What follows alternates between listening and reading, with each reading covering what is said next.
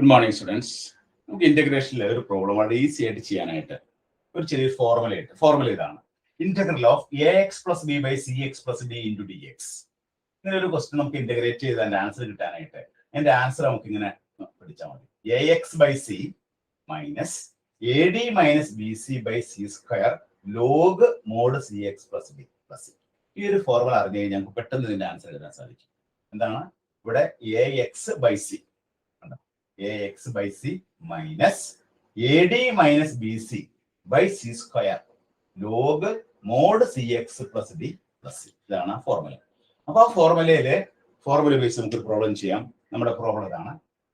Integral of 4x plus 7 divided by 2x plus 5 dx. ഇതാണ് നമ്മുടെ question. നമുക്ക് ഇതിന്റെ ആൻസർ കണ്ടുപിടിക്കണം. നമുക്ക് ഈ ഫോർമുല ഉപയോഗിക്കാം. ഫോർമുല ഉപയോഗിക്കുമ്പോൾ ഇതിന് 4 എന്ന് പറഞ്ഞാൽ എന്താണ് എ, അതുപോലെ ബി എന്ന് പറഞ്ഞാൽ എന്താണ് ഇതാണ് ബി, സി എന്ന് പറഞ്ഞാൽ എന്താണ് ഇതാണ് സി, ഇത് ഇവിടെ വാല്യൂ സബ്സ്റ്റിറ്റ്യൂട്ട് ചെയ്താൽ മതി. എക്ക് വരെ എന്ത് സബ്സ്റ്റിറ്റ്യൂട്ട് ചെയ്യണം? 4 കൊടുക്കുക. 4x സി എന്താണ് 2 minus A D minus B C. A എന്ന് പറഞ്ഞാൽ എന്താണ് 4 into 5 that is equal to 20. 4 into 5 എന്ന് എഴുതാം. 4 into 5 മൈനസ് ബി സി എത്രയാണ് 7 into 2 divided by c square എത്രയാണ് 4 log 2x plus 5 plus simplify നമുക്ക് എന്ത് കിട്ടും? 2x minus ഇവിടെ 4 into 5 20 minus 14 divided by 4 log mod 2x plus 5 plus c. Simplify ചെയ്യുമ്പോൾ 2x minus 20 minus 14 എത്രയാണ് 6/4. 6/4 നമുക്ക് എങ്ങനെ എഴുതാം? 3/2 log mod 2x plus 5 plus c. നമുക്ക് ആൻസർ കിട്ടില്ലേ? പെട്ടെന്ന് ആൻസർ കിട്ടി. ഇവിടെ നമ്മൾ ഈ ഒരു ഫോർമുല നമുക്ക് അറിഞ്ഞു കഴിഞ്ഞാൽ നമുക്ക് പെട്ടെന്ന് ഇതിന്റെ ആൻസറിലേക്ക് എത്തിച്ചേരാൻ സാധിക്കും. അപ്പൊ എക്കും ബിക്കും സിക്കും ഡിക്കും നമ്മൾ ആ വാല്യൂസ് സബ്സ്റ്റിറ്റ്യൂട്ട് ചെയ്താൽ മതി കേട്ടോ. ഇതുപോലെ വേറൊരു പ്രോബ്ലം നമുക്ക് ചെയ്ത് നോക്കാം.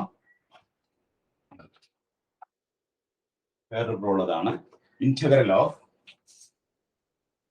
7x minus 15 divided by 4x plus 11 dx.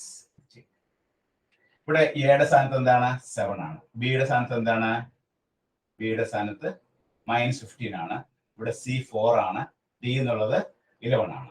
നമ്മുടെ ഫോർമുലയിൽ സബ്സ്റ്റിറ്റ്യൂട്ട് ചെയ്യാം. ax by c. എക്ക് സ്ഥാനത്ത് കൊടുക്കണം. എയുടെ സ്ഥാനത്ത് 7 കൊടുത്തു. 7x divided by സിയുടെ സ്ഥാനത്ത് 4 കൊടുത്തു. മൈനസ് എ ഡി എന്ന് പറഞ്ഞാൽ എത്രയാണ് 7 into 11 മൈനസ് ബി എന്താണ് -15 into സി എന്താണ് 4. ഇവിടെ -15 എന്ന് കൊടുക്കണം കേട്ടോ.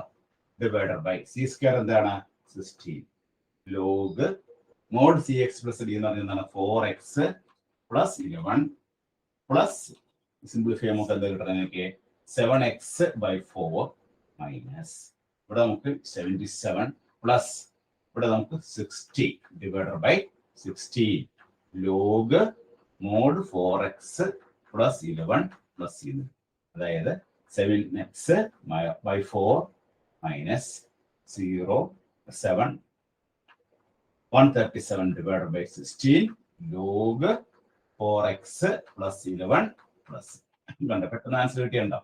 ഈ ഒരു ഫോർമുല ഉണ്ടെങ്കിൽ ax by c minus ad minus bc by c square log mod cx plus d എന്നുള്ള ഫോർമുല ഓർത്ത് കഴിഞ്ഞാൽ നമ്മുടെ പെട്ടെന്ന് നമുക്ക് ആൻസർ കിട്ടും. ആൻസർ ഇത്രയും കിട്ടിയത് 7x by 4 minus 137 by 16 log mod 4x plus 11 plus c എന്ന ആൻസർ കിട്ടി കേട്ടോ. അതുപോലെ അടുത്തൊരു ക്വസ്റ്റ്യൻ ചെയ്ത് നോക്കാം. ക്വസ്റ്റ്യൻ ഇതാണ്.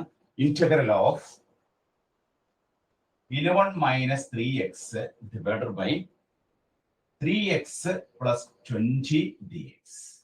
11 minus 13x ഉണ്ട്. 11 minus 13x divided by 3x plus 20 dx. ഇതിന്റെ വാല്യൂ കണ്ടുപിടിക്കുക. അപ്പൊ ഇവിടെ a എന്ന് പറഞ്ഞാൽ എന്താണ്? ഇവിടെ നമുക്ക് നോക്കാം. 11 minus 13x by 3x plus 20. നമ്മുടെ ഈ ഫോമിലേക്ക് കൊണ്ടുവരണതിന് കൊണ്ടുവരണമെങ്കിൽ x ആണ് ആദ്യം വരേണ്ടത്. x ആദ്യം വരണമെങ്കിൽ എന്ത് ചെയ്യണം? ഒരു മൈനസ് കൊണ്ട് പുറത്തേക്ക് എടുക്കണം. അപ്പൊ നമുക്ക് എന്ത് വരും? 13x minus 11 divided by 3x plus 20. ഇങ്ങനെ എഴുതണം കേട്ടോ. ഇങ്ങനെ എഴുതിയാലാണ് ആദ്യം എക്സ് ആണ് വരേണ്ടത്. കണ്ടോ, a X plus B by C X plus d ഫോമില വരേണ്ടത്. ഇവിടെ കോൺസ്റ്റന്റ് ആദ്യം വന്നിരിക്കുന്നത്. അപ്പൊ കോൺസ്റ്റന്റ് രണ്ടാമത് വരുത്താൻ വേണ്ടിയിട്ട് നമ്മളൊരു മൈനസ് ആണ് പുറത്തെടുത്തു. അപ്പൊ 13x minus 11 divide by 3x plus 20 എന്ന് വന്നു. ഇത് നമ്മൾ ചെയ്യാൻ പോകുന്നത് എന്താണ്? ഇതിൽ എ എന്ന് പറഞ്ഞാൽ എന്താണ്? 13. ബി എന്ന് പറഞ്ഞാൽ എന്താണ്? -11. സി എന്ന് പറഞ്ഞാൽ എന്താണ്? 3.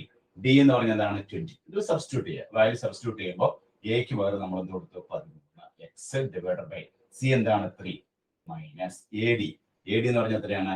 13 ഇൻറ്റു 20 മൈനസ് ബി എന്ന് പറഞ്ഞാൽ എന്താണ്?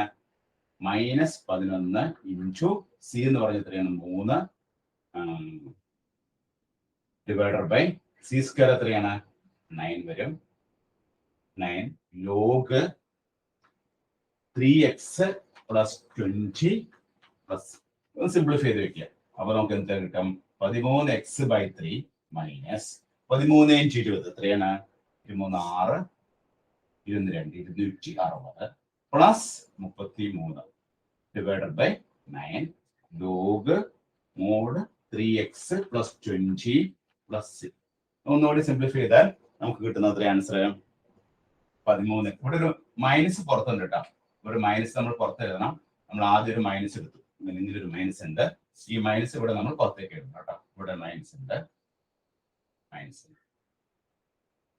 13x മൈനസ് മൊത്തമായിട്ട് പുറത്തേക്ക് എഴുതണം. That is equal to minus 13x by 3 minus 260 plus 33 എത്രയാണ്?